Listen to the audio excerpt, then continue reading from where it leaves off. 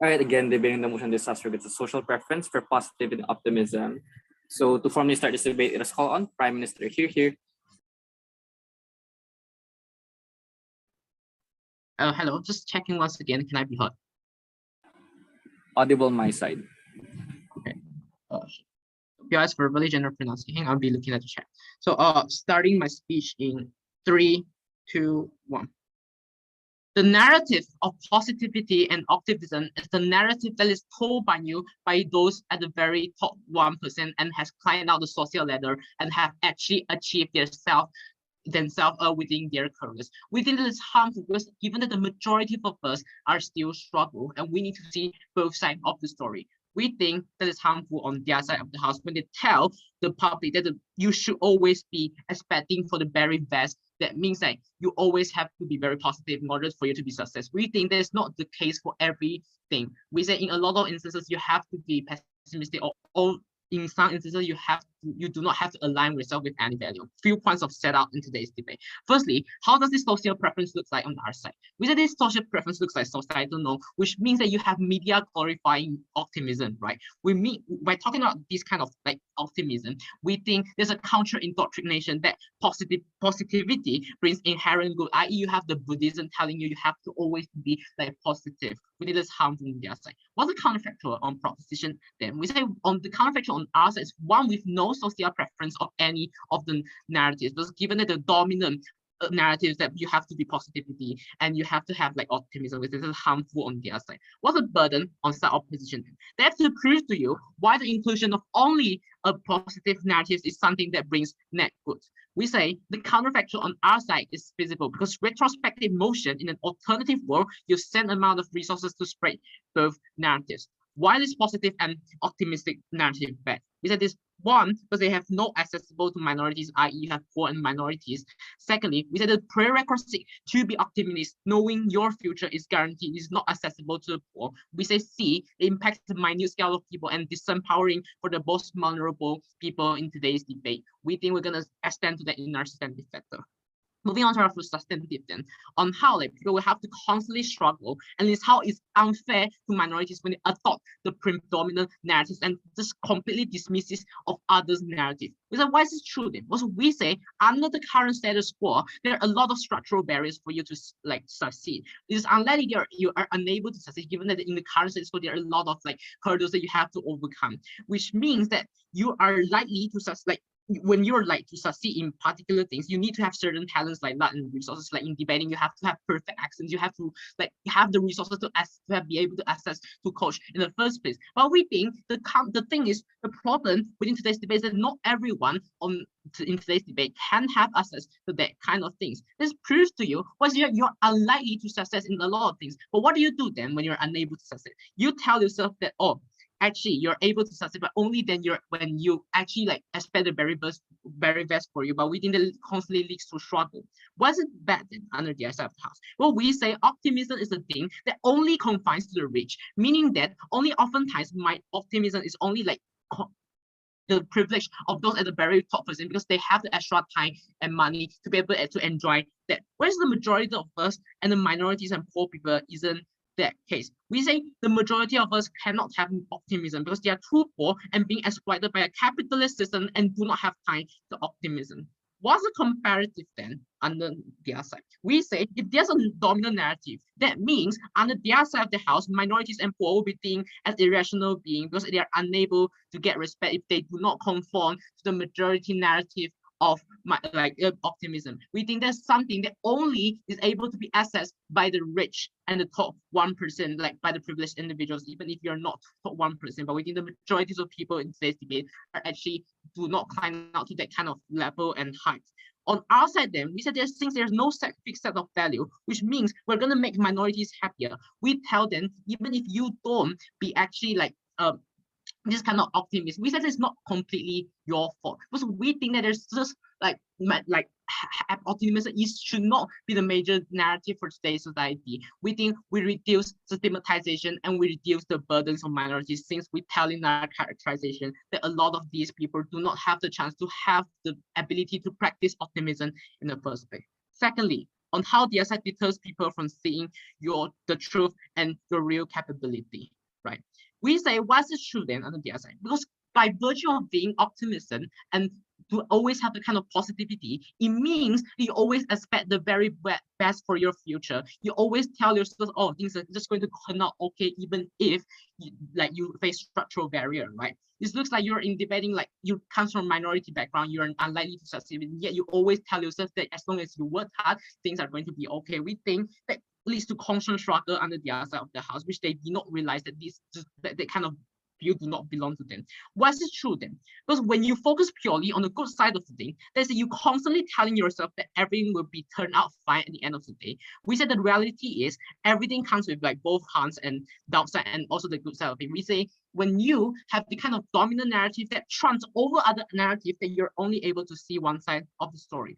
And the dangerous thing is to merely assume the very best of you, because by not actually thinking and actually preparing for the worst. But since we that is a very important like nuance here, analysis here, is that we think disaster in life happens very often.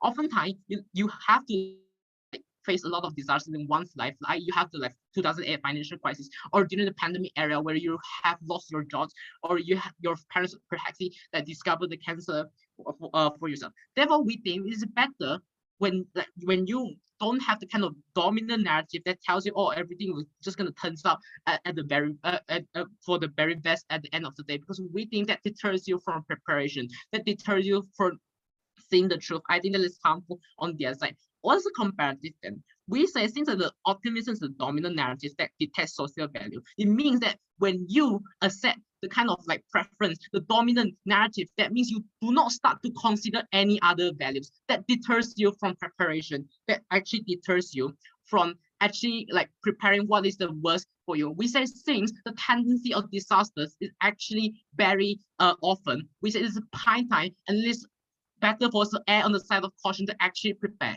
On the other side, then, since they tell, oh, you have to be very optimistic, you have to be very positive. That means that you always have to face struggle. You always have to actually expecting for the very best of you, but not rather seeing the truth. That means you oftentimes has to constantly to keep struggling in order to tell you. We think that narrative is coercive because it tells people that you constantly have to struggle. Everything will just turn out at the very best at the end of the day. But we think that's not likely to be the majority of the case. For all of these reasons, I'm so proud to propose. Waiting the speaker for your fine speech. Now to provide the class's call on Leader of Opposition. Here. Hi, am I audible? Am I audible and visible? Also, can we stop the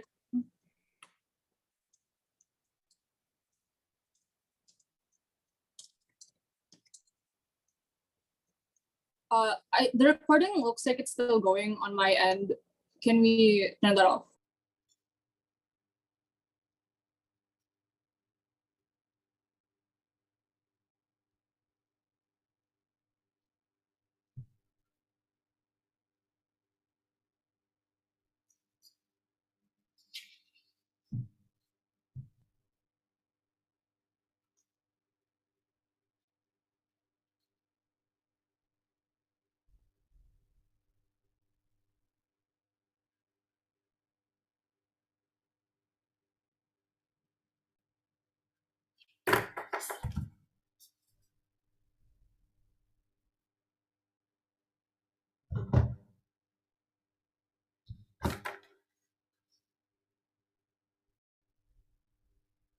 The reason why some opposition loses out in this debate was because they never engaged with the mechanisms posed to you since my first speaker.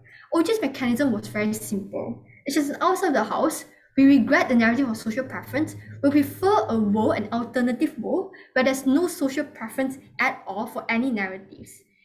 Then, this debate then boils down to, Ops' burden should be, why is it that the presence of only social preference is something that brings net good with the complete exclusion of a negative and pessimistic stance. We think the reason why this is feasible, this counterfactual is something that's not unrealistic, is because I proposed this as a start. because it's a retrospective debate. This is to say that resources are symmetrical on both ends. On our side of the world, we can reallocate in an alternative world, we can reallocate resources such as media resources to glorify both a pessimistic and optimistic stance, positivity and negativity. On an alternative world, we can also have things like cultural indoctrination towards both narrative and an acceptance towards both sides. Why is this failure to engagement detrimental for the opposition's case? Because the moment they don't engage with these mechanisms, their entire case falls. Because none of their arguments, none of the impacts becomes mutually exclusive to their side. This looks like the social movement that they're talking about. We think insofar as really proved to you that this narrative can happen on both sides with the resources that we have, that there's no more social preference and society is generally accepting towards both narratives.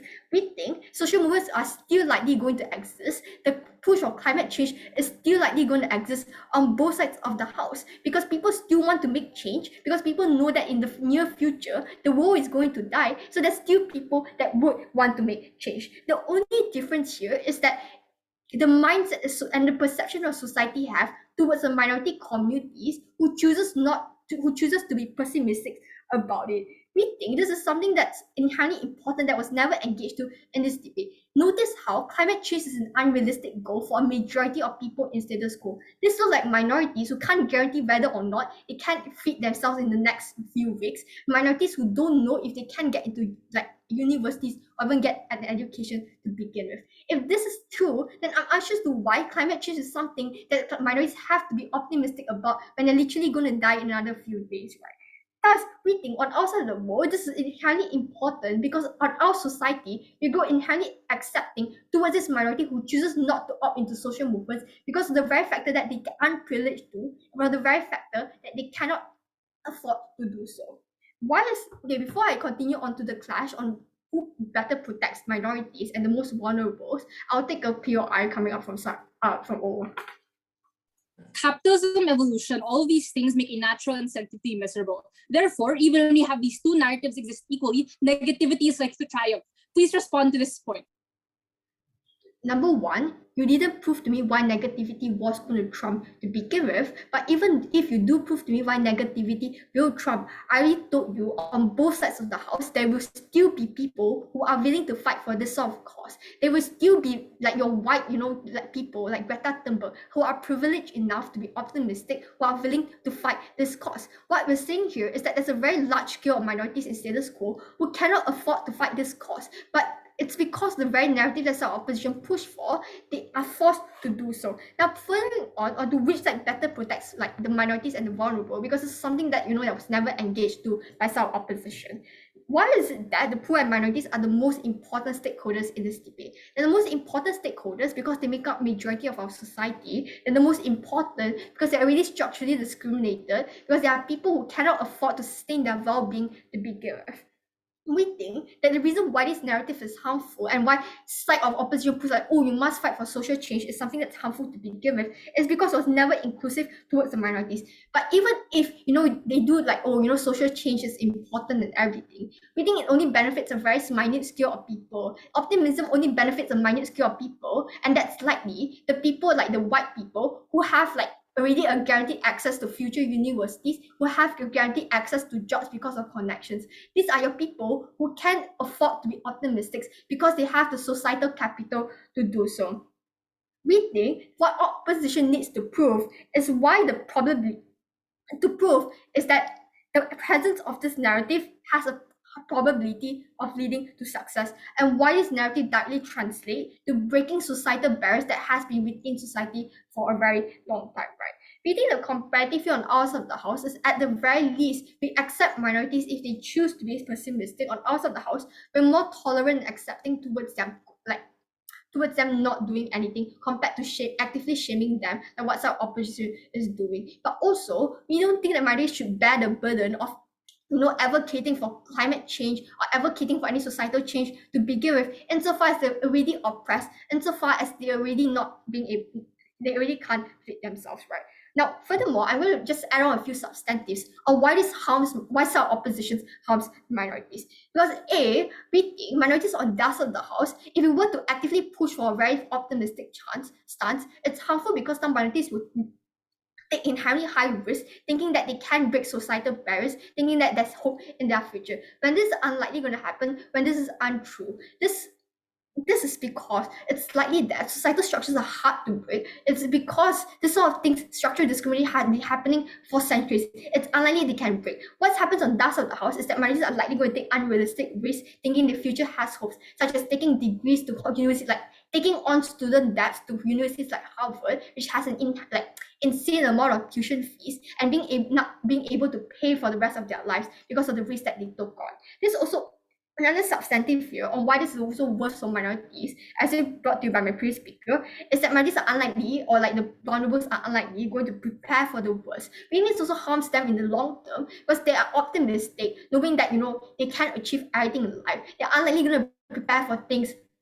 They're unlikely going to prepare for things like crisis, which has a very high probability of happening because of how the economical uncertainty of economics, and because of how there's a constant trend of like pandemics happening. We think it's not because of this, minorities are unlikely going to prepare for the long term as well. On our side of the house, we better accept minorities. On our side of the house, we better protect them in the long run. What we're doing here is that we want to change the perception of society. We don't want society to put burden on minorities who are already being oppressed. We don't want society to force them to make change, when change is something that's unlikely going to happen, considering how it's centuries of oppression and indoctrination of like some oppressive structures.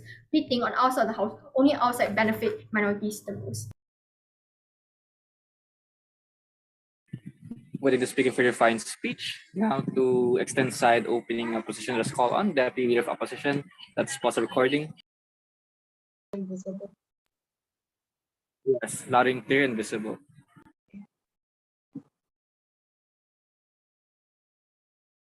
The movie Inside Out exists for a reason. It exists to tell everyone that sadness is just as important as joy. It exists to counter Disney, who is a villain who tells kids that only happy emotions can exist. In our world, we provide the best for the most vulnerable individuals in this debate, right? First, some rebuttals to opening opposition. They told us that telling people things can change if you work for it is positivity and optimism, and it's like improvement essentially, right? But first of all, on our side, we still tell people this. Let's clarify that we do not support full pessimism in society, nor do we support the dominance or social preference of optimism. And we think that this is the likely counterfactual because our burden was never to defend full pessimism, right? And even if we accept this burden, we think that negativity is always the start of improvement that propels it. To get better improvement and more motivation, you need to be defeated first. But lastly, we don't think that when you're always optimistic and positive, we don't think that you can improve at all, and you can get like real change, right? Because you're always going to be overconfident and not giving a damn if you receive failure, because you always see it in a positive light.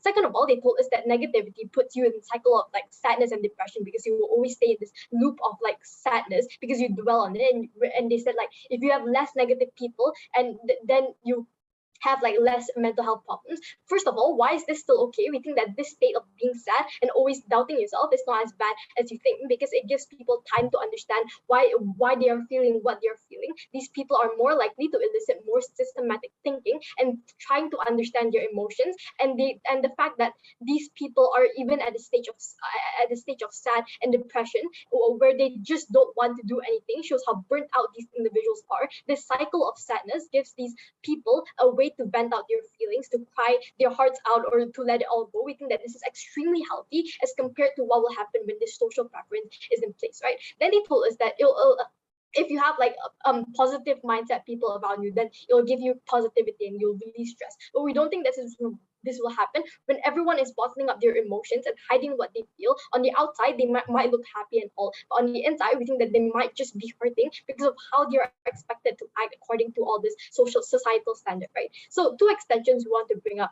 on our side. First of all, a new material extension on mental health and how you're going to delegitimize it. Second of all, on minorities, this is an extension and filling in OG gaps that they're missed out in their arguments, right? So first of all, on the extension of delegitimizing mental health, depression and anxiety, etc., etc.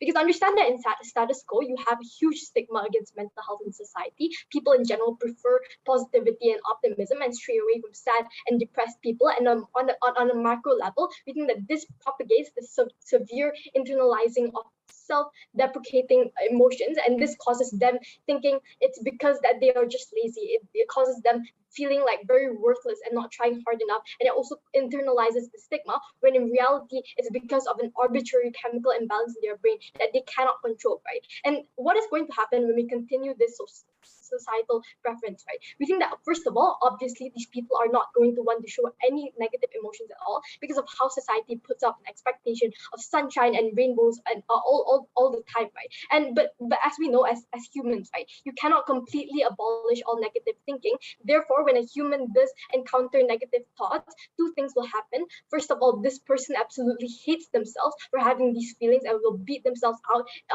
in private, but will not show it to others because of this absurd a standard of like being happy all the time. Second of all, under the event that this person breaks down and is showing negative patterns, they will get nagged on by other members of society. For example, why are you feeling this way? Or you have a fixed mindset, you need to change, things like this, right? And we think that most of the time when this happens, it does not spark change because it sparks distastefulness but towards other people for not even trying to empathize with them due to this societal preference in society, right? And we think that even if they do come forward and open about their mental issues, they will be dismissed by virtue of this social preference in society, because people with like unstable mental health will face things like, first of all, lack of understanding from their family and friends and brushed off as just being delusional. And second of all, they're thus less willing to seek treatment because of the stigma surrounding therapy. They just keep their feelings to themselves, which is unhealthy and will result in worse outcomes in this debate, right? And the impacts on our side is that we, first of all, we give these people support structures because we take time to understand their situation and not just run away from them because they are like having negative feelings and emotions, and we do not prefer that. Second of all, we educate these people. We educate like people that mental health is real and it is legit, more awareness and less people harming themselves in the future, right? So on the second extension, we're going to prove to you how like we can benefit minorities and victims of circumstances even more because they cannot control their situations. What is the thesis of this argument? We think that first of all, we think that minorities in the status quo face structural barriers that they cannot overcome. This is due to the inherent racist culture against ethnic minorities that bars them from achieving success, to the circumstances of poverty that poor individuals cannot opt out of because of the inherent capitalistic society today that leeches off of the poor and cheap labor while calling them the deadweights of society. The implication of this is that you have severe mental instability because of constantly face rejection and negativity. What will opposition say to try and flip this? We think that they will say that positivity is needed to feel happiness. That's why they support the narrative. We think that first of all, the criteria to achieve happiness relies on having tangible objective good. That means if you are a poor individual who is entrenched by the problems of poverty, you have nothing tangible to use as a basis to build that happiness. And even if they want to say, oh, you can just find happiness in mundane things, it cannot outweigh the structural discrimination and negativity that pushes onto them every single day. We don't think it's intuitive for an individual who faces constant hate and financial barriers to feel positivity and optimism from washing dishes at home. It is just disproportionate to claims to claim so on side opposition, right? So how do we solve the issue better on side opposition? We give them the ability to say and accept that they live in a harsh life and concede to it. This ensures that comparatively they do not live a false reality wherein they believe everything is good, where in reality nothing is as utopian as they would like to believe it is. And second of all, the impact of this is that you are able to prepare yourself for failures. You do not take you don't take as harsh as a hit to themselves when they do not receive X amount of happiness and what they actually hope for from optimism. And this means we benefit them mentally and mentally stable them as life throw things at them, and you keep them at the stoic mental health and mental state of mind, and they're very healthy. And for all those reasons, never been project to propose.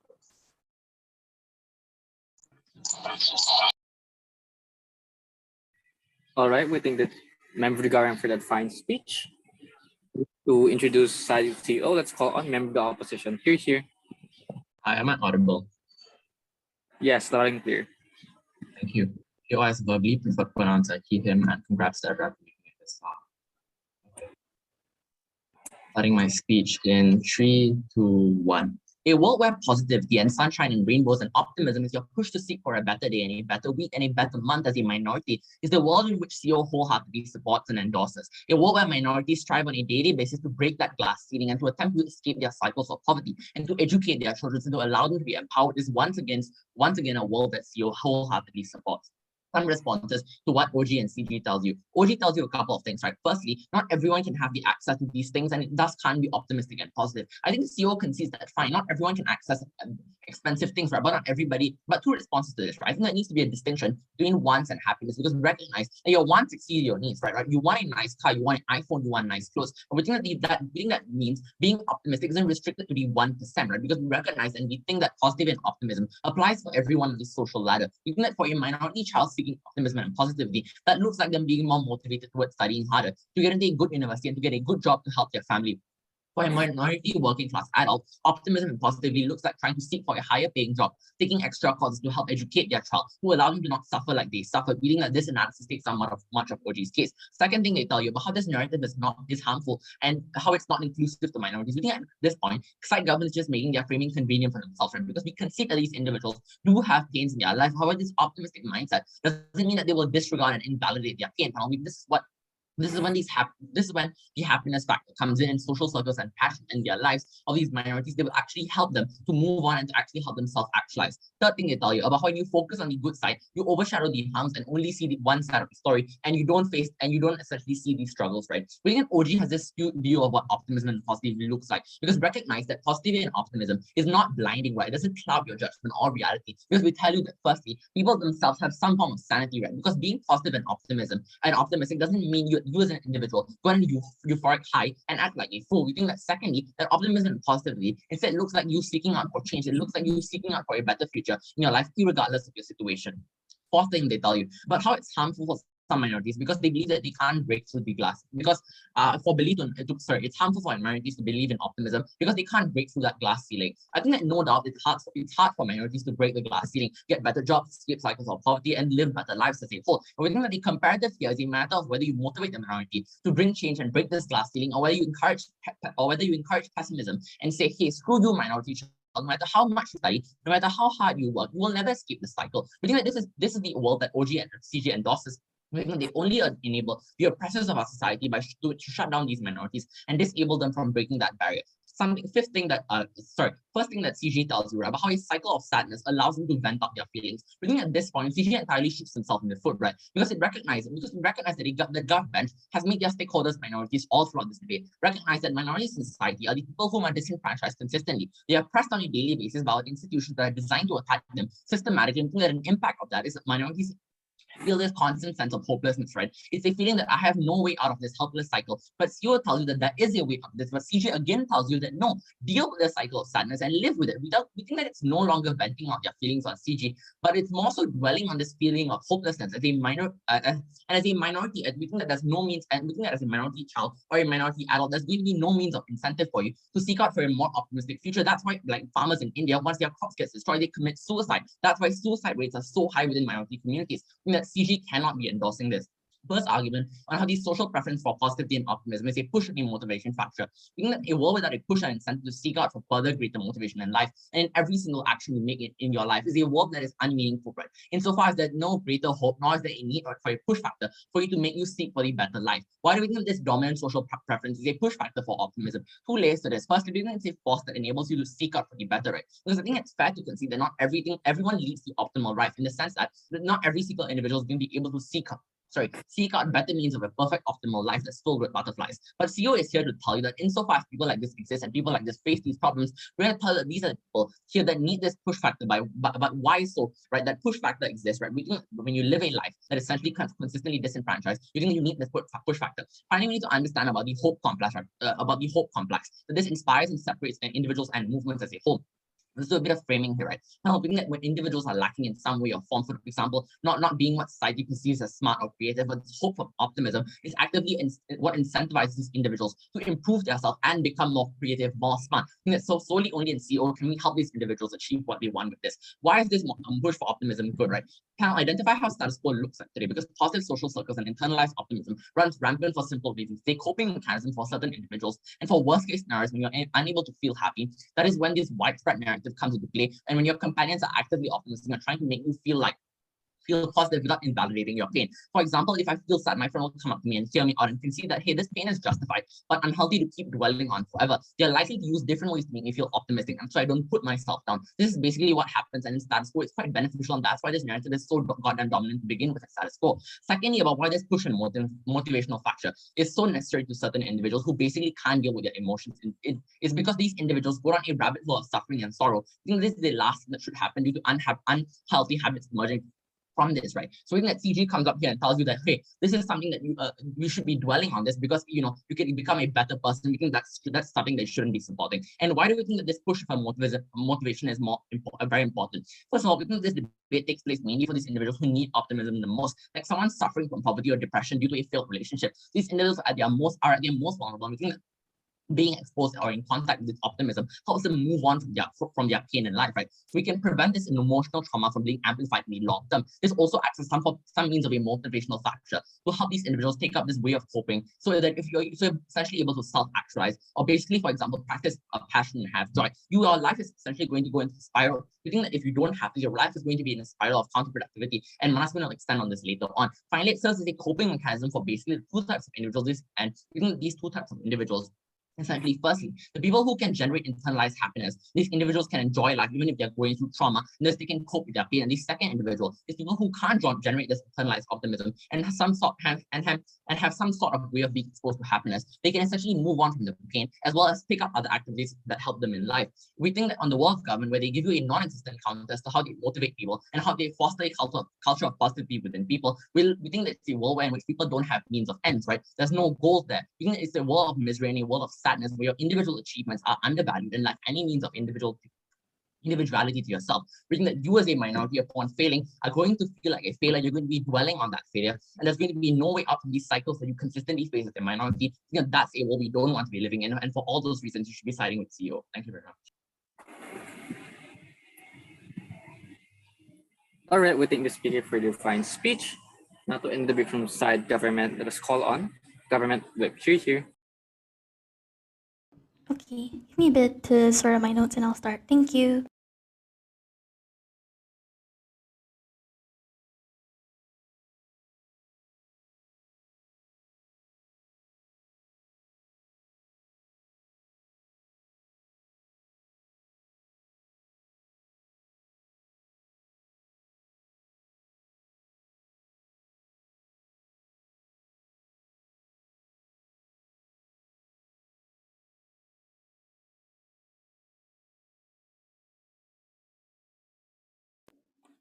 Hold on, let me get out my timer. Okay. I think POIs verbally interrupt me anytime. I'll be starting my speech in 3, 2, 1. A few points of signposting. I'll firstly distinct our team from OG and how we outweigh their material, and second of all, I'll format my speech when I go from each bench, starting from CO then OO. Firstly, on the distinction, I think this is most important in my speech today. We think that OG's overarching points were that this narrative disempowers the underprivileged, therefore it's principally bad, therefore we should not support the narrative. CG gave you exclusively two things, right? First of all, we give you extra analysis on why the social preference disenfranchises the minorities. This is our vertical extension of why we solve the loops and gaps in OG's case. OG tells you about the house of the social preference. We think this was the right direction, but he never finished it. We gave you the structural analysis on what is the criteria to achieve happiness, and what is the even if analysis. Even if that's true, that people can feel happiness from mundane things, why is it then that proportionally larger problems will feel exhausting regardless on their side of the house? We think because that we win on the vertical extension. On a second extension then that Angun gives you, we gave you the extension, the social preference destigmatizes mental health. This was our new material, therefore we trump over OG in terms of matter, right? We told you that how there are people with arbitrary chemical imbalances in their brain that they cannot control. This looks like people with depression and anxiety who cannot fathom the feeling of happiness in and of itself because of something they do not consent to. Therefore, we told you that the societal narrative only induces the internalization of self-hate because they believe there are people that are worthless and lazy. This also directly deals with OO on the point that people can now feel happy and induce societal change and live a happier life. We say that this is not true entirely because these individuals with these very issues have no ways to get out of this depressing mindset due to an unconsented trait in the first place. Opposition cannot trade off these people for the majority in ransom utilitarian case because 3 reasons. First of all, that's morally unjust, as literally ableist, but second of all, it undermines their whole case, right? Because that means that their benefits is not going to be applying to everyone. That means even their impacts would then be mitigated. But third of all, as a parliament in a debate, you have to protect the vulnerable by virtue of the principle that they have lesser capability to defend themselves in the status quo. We think by virtue of that, we protect the most vulnerable stakeholder, and we cannot take today's fourth.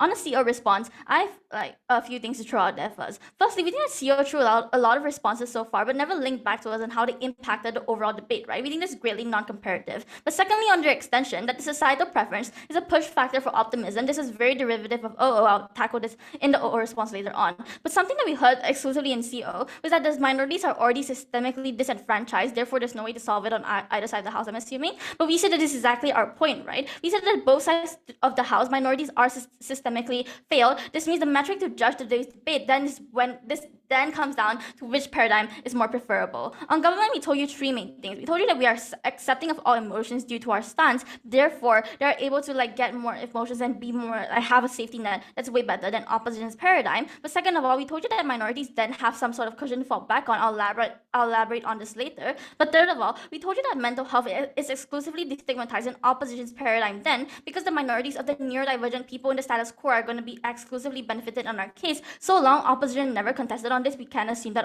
our extension stands. If opposition decides to contest upon this, I think it's already too late into the debate. But what did opposition then say on the comparative? We tell you that they feed them some unrealistic expectation that tell you that the world is good and claim it's a coping mechanism. We literally told you from the start that the world is not like this. Being unrealistic strays you away from the world that actually is, therefore bringing pragmatic harms on the practical. I'll prove this later on in the OG response.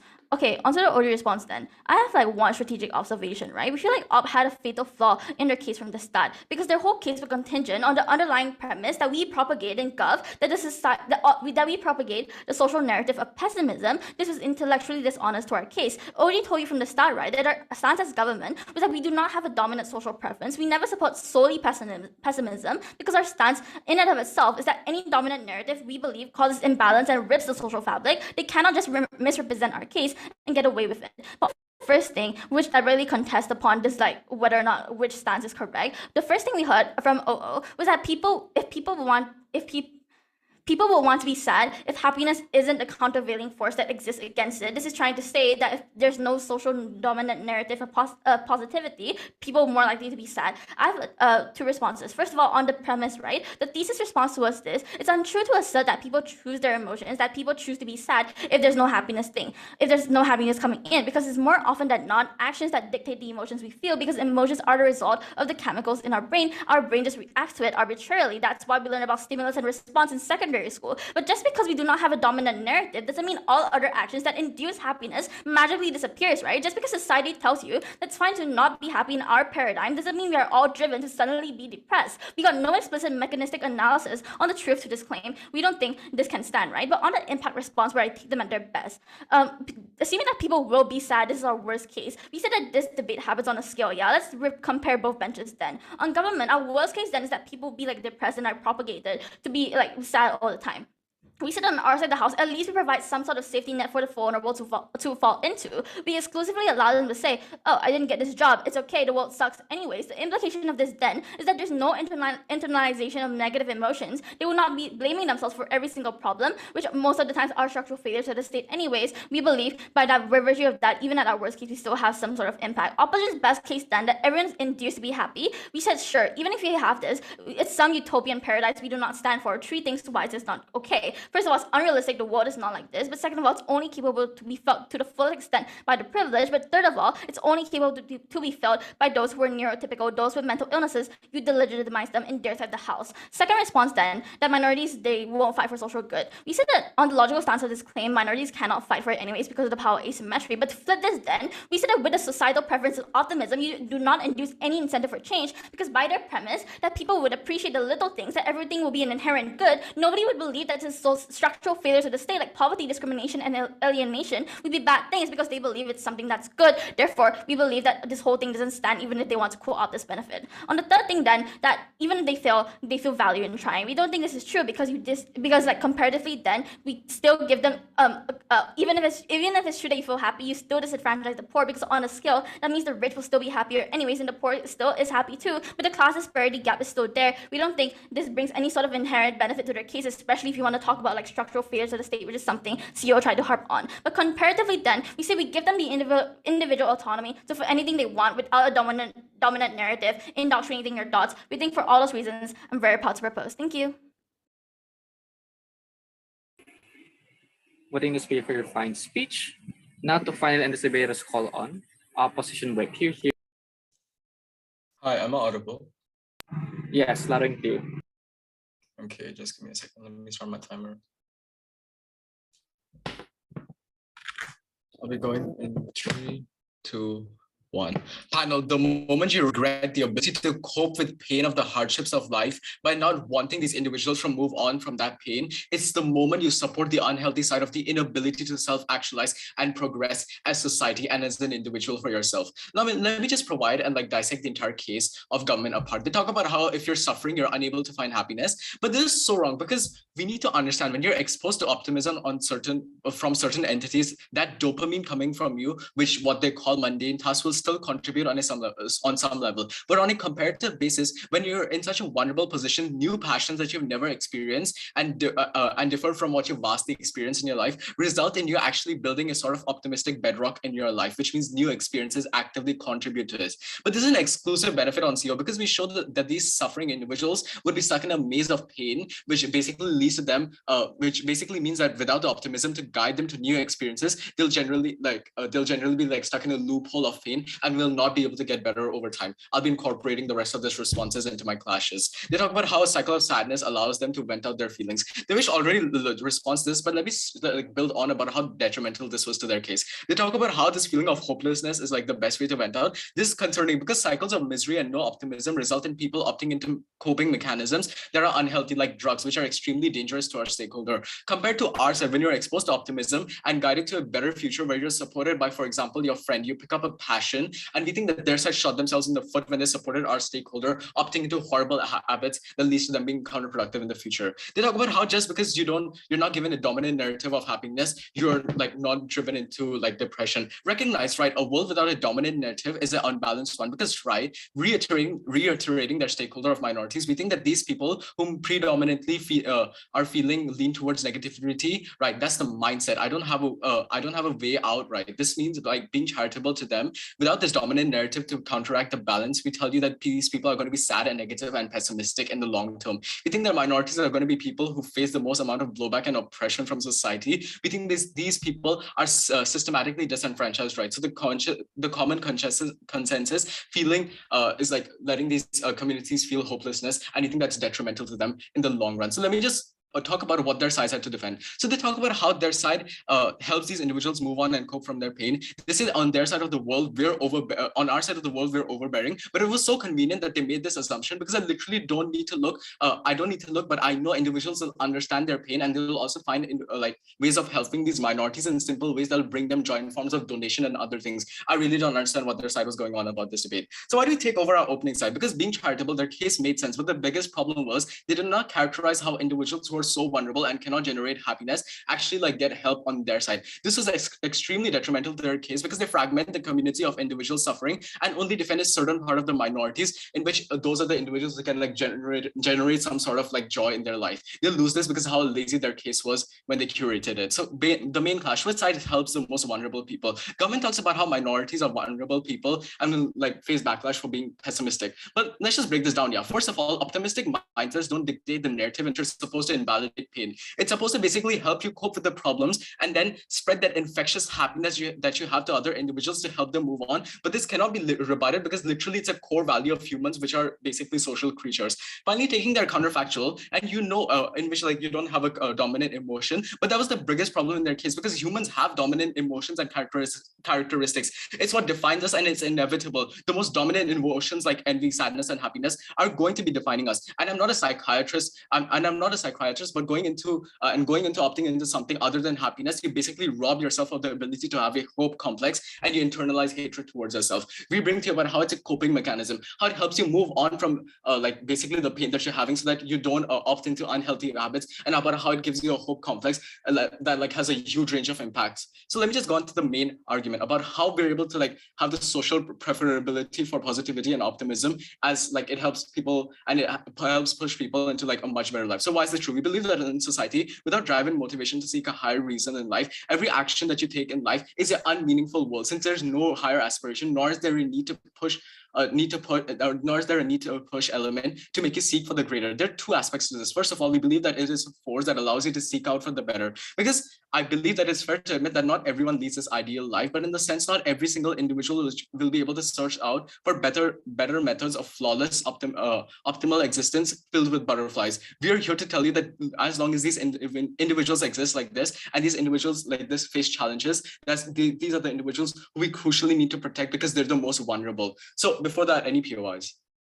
No POIs. So why is this good? Identify panel. Why is this good? Because look at how status quo looks like today, because positive social circles and internalized optimism runs rampant for the simple reason it's a coping mechanism for certain individuals. And for worst case scenarios, when you're unable to feel happy, that is where the widespread narrative comes into play, when your companions actively are optimistic and try and make you feel better without invalidating your pain. On top of this, Devesh also gives an example about how individuals use companions or like other factors so that they can help themselves feel better and move on from the pain, so they don't put themselves down. And this is like, so they basically don't cause their entire life to implode.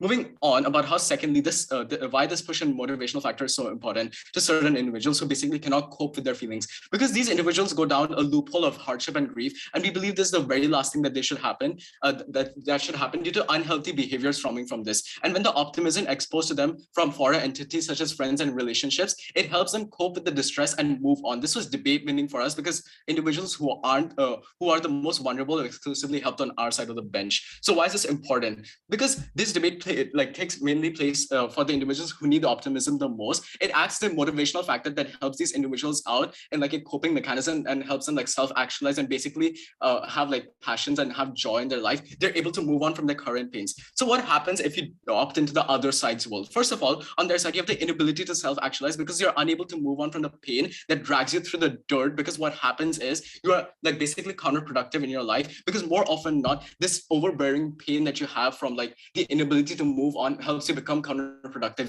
You're not focused, you're not able to do multiple things, because you're more likely or not going to be put down by the burden of the pain that is coming from them. So what, basically vote for our side, because on our side, we're the one who are supporting like the most vulnerable people who cannot actively generate internalized happiness, the people who need help the most. Other sides neglect these people, and that's why we win this debate, because we were helping the people who needed it the most.